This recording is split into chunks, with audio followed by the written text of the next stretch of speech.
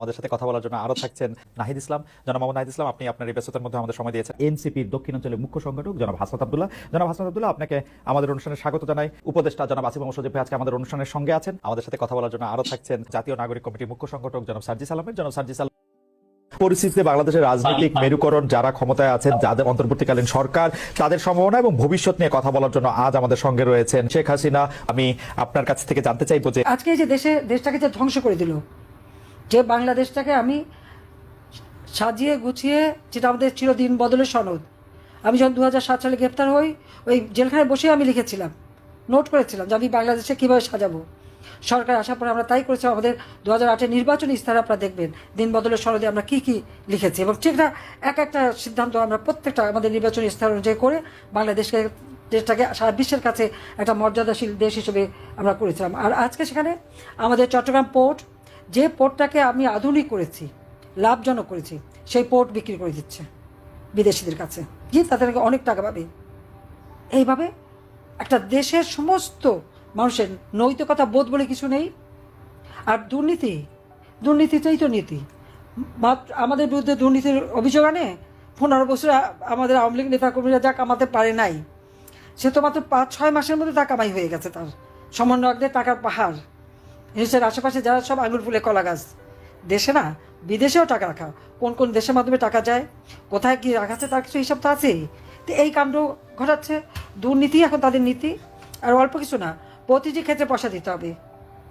একটা জামিন নিতে হলেও পয়সা, জেলখানা থেকে বেরোতে গেলেও পয়সা, একটা জিনিস কিনতে কাজ করতে গেলে পয়সা ছাড়া হবে না। এমনকি একটা অফিসার বদলি হবে, তারও পয়সা।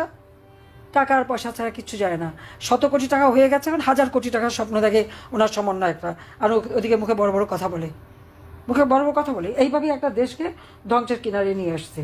যে বাংলাদেশটা সারা বিশ্বটা মর্যাদা নিয়ে চলতো, আজকে আর সে মর্যাদা নাই, সে মর্যাদা ধ্বংস। আমাদের স্বাধীনতা সার্বভৌমত্ব আজকে সব থেকে শঙ্কার মুখে। ইউনূস কোনোদিনই পদত্যাগ করবে না। যে একটা এমডির পদ ছাড়তে পারে না, বেআইনিভাবে 10 বছর 11 বছর পর্যন্ত চালালো, সে এখন ক্ষমতাটা দখল করছে। তার কোনো ম্যান্ডেট নাই, সাংবিধানিক কোনো অধিকার নাই, তার পদেও কোনো সংবিধান নাই, সংবিধানের কোনো নির্দিষ্ট পদ নাই। সেই ক্ষমতায় দখল করে, অবৈধভাবে ক্ষমতা দখল করে সে একদিকে 2 হাতে অর্থ বানাচ্ছে, পাচার করছে। শেয়ার মার্কেট 90,000 কোটি টাকা শেয়ার মার্কেট থেকে চুরি করে নিয়ে গেছে, পাচার করে দিচ্ছে। আর অপরদিকে মানুষ হত্যা করা, খুন করা। আওয়ামী লীগের না হলেও আওয়ামী লীগ, পুলিশ, আইনজীবী, শিক্ষক, সাংস্কৃতিক কর্মী, তার নির্যাতনে তো কেউ বাদ যায়নি। একটা সিনেমা করে, কোন চরিত্রে অভিনয় করলো দেখে তাকে গ্রেপ্তার করতে হবে। আমাদের সঙ্গীত শিল্পী, যে সারা বিশ্বে যার নাম কোকিল কণ্ঠী বলে সারা বাংলাদেশের মানুষ যাকে পছন্দ করে, তাকে ধরে নিয়ে মার, এটা কোন ধরনের কথা? তার গালে থাপ্পড় মারে, তাকে মারে, তাকে ডিম মারে। হ্যাঁ, গ্রেপ্তার করেছে, কোর্টে নেওয়ার সময় গায়ে হাত তোলা। জীবনে তো দেখিনি এরকম। এমনকি এই বর্বর পাকিস্তান আমলেও ওটা দেখিনি, আমাদের ইউনূসের আমলে সেটা দেখছি। যেভাবে তাদের উপরে হামলা করে, কোর্টের মধ্যে হামলা করে, তাদের গায়ে হাত তুলে। কেন? আমাদের রাজনৈতিক নেতারা কি ভেসে আসছে নাকি? এবং জেলখানার মধ্যে তাদের উপর অত্যাচার করছে। কাজে এই অবস্থার থেকে দেশকে মুক্ত করতে হবে। সেখানে আমি এটুকু বলবো যে এই ধরনের একটা চরমভাবে দেশ চালাতে যেমন ইউনূস ব্যর্থ, কিন্তু অর্থ সম্পদ বানিয়ে ফেলেছে অনেক। কাজে তার ওই পদত্যাগ সে কোনোদিনই পদত্যাগ করবে না। পদত্যাগ কেন? আপনারা তাকে চেয়ার থেকে ছেলে সরাতেই পারবেন না। সে তো চেয়ারে সেই গুলু দিয়ে আটকে গেছে, ও কিন্তু চাইনা তোলা যাবে না। কাজে এর হাত থেকে দেশ আর জাতিকে মুক্ত করতে হবে। বাঙালি জাতি ভালো অবস্থায় নাই, খুব কষ্ট আছে। এটা শুধু আওয়ামী লীগ না, কৃষক, শ্রমিক, ছাত্র, জনতা, মেহনতি মানুষ সবাই কষ্ট আছে। কাজে তাদের এই অবস্থা থেকে মুক্ত করতে হলে সকলকে এখন মাঠে নামতে হবে, প্রতিবাদ করতে হবে। আজকে একটা সরকারি চাকরির প্রজ্ঞাপন দিয়েছে, সেখানে কোনো ডিপার্টমেন্টাল কেস হবে না, তদন্ত হবে না, কিছু একটা নোটিশ দিয়ে চাকরি থেকে বের করে দিতে পারবে। যে আইন পার্লামেন্টে পাশ করা, সেখানে এই প্রজ্ঞাপন ছেড়ে দেবে কীভাবে? আর যে আইন রহিত, যে অধ্যাদেশ রহিত হয়ে গেছে, ও যেটা 79 সালের অধ্যাদেশ, সেটা তো রহিত হয়ে গেছে।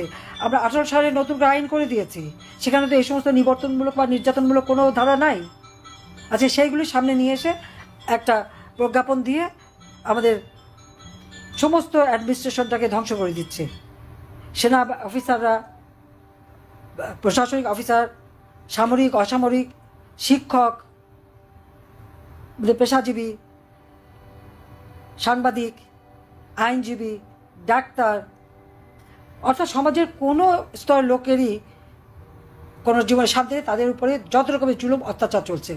কাজে অত্যাচারের হাতে মুক্তি পেতে হলে সবাইকে রুখে দাঁড়াতে হবে আর এর বিরুদ্ধে আন্দোলন গড়ে তুলতে হবে। কাজে যা কিছু আছে তাই নিয়ে মাঠে নামেন আর প্রতিবাদ করেন। আর ওই যে মব জাস্টিসের নামে আজকের বাংলাদেশের কী অবস্থা, আমাদের অপরাধটা কী ছিল, আমাকে স্বৈরাচার বলা হয়, স্বেচ্ছাচার বলা হয়, কত কিছু বলা হয়, কিন্তু আমি বলবো একটু তুলনা করে দেখেন তো, সে স্বৈরাচার স্বেচ্ছাচার কে? আওয়ামী লীগের সকলের নামে মিথ্যা মামলা, আমার নামেই তো প্রায় 440টার মতো মামলা, 39টা মামলা, আমি এত হত্যা করেছি। যদিও এই হত্যার মধ্যে আজকেও আবার একটা এসে দেখলাম, সংবাদে দেখলাম যে 150 জনের উপর মানুষ জীবিত হয়ে ফিরে এসেছে। একজন ফিরে এসে মামলা প্রত্যাহার করতে চাচ্ছে যে আমি তো বেঁচে আছি, সেটা তারা আবার হিসেবে নিচ্ছে না। উনি এখন ভয় আছেন যে আবার তাকে সত্যিই মেনে না ফেলে। এই হলো বাংলাদেশের অবস্থা। আজকে দুর্ভাগ্য যে 1971 সালে পাকিস্তান হানাদার বাহিনী এদেশে যে মানে গণহত্যা শুরু করেছিল, মেয়েদের উপর যে অত্যাচার নির্যাতন শুরু করেছিল, গ্রামের পর গ্রাম জ্বালিয়ে পুড়িয়ে ছাড়খাড় করেছিল, তখন 7.5 কোটি মানুষ, 3 কোটি মানুষের ঘরবাড়ি জ্বালিয়ে দিয়েছিল। এর বেশিরভাগই আওয়ামী লীগের নেতাকর্মী, যারা তাদের কোনো কিছুই রাখেনি তারা। আর মেয়েদের ধরে ধরে নিয়ে সেখানে আলবদর, আল শামস, তারপরে রাজাকার বাহিনী, এই বাহিনীর নেতা কারা ছিলেন? যুদ্ধ অপরাধীতে যাদেরকে আমরা শাস্তি দিচ্ছি তারা তখন ইয়াং জেনারেশন, যুব বয়স, এরাই এই মেয়েদেরকে ধরে ধরে ক্যাম্পে দিত। সেই মেয়েগুলিকে যখন উদ্ধার করা হয় তাদের অবস্থাটা কী ছিল? এখানে বহু বই আছে, অনেকের মতামত আছে, পড়ে দেখবেন যে এক একটা মেয়েকে কী অবস্থায় তাকে দিনের পর দিন পাশবিক অত্যাচার।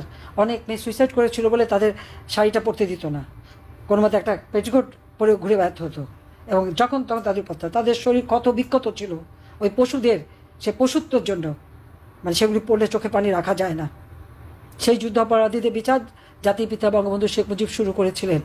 এই নির্যাতিত নিগৃহীত মানুষগুলি যেন ন্যায় বিচার পায়, যাদের আপন জনকে হত্যা করা হয়েছে তারা যেন ন্যায় বিচার পায়, সেই ন্যায় বিচার দেওয়ার জন্য তিনি এই আইসিটি প্রতিষ্ঠা করে 1973 সালে আইন করে এই আন্তর্জাতিক ক্রিমিনাল এই কোর্ট তৈরি করে তিনি বিচার করেছিলেন। অনেকে জেলে ছিল সাজাপ্রাপ্ত আসামি, জিয়াউর রহমান এসে তাদের সবাইকে মুক্তি দেয় এবং তাদেরকে মন্ত্রী, এমপি, প্রধানমন্ত্রী বানায়। কিন্তু সেই মেয়েগুলি তারা যে নির্যাতিত, তাদের কথা তো ভাবেনি। যারা আপনজন হারিয়েছিল তাদের কথা তো ভাবেনি, বরং সেই যুদ্ধ অপরাধী এবং খুনিদের রাজত্ব কায়েম হয়।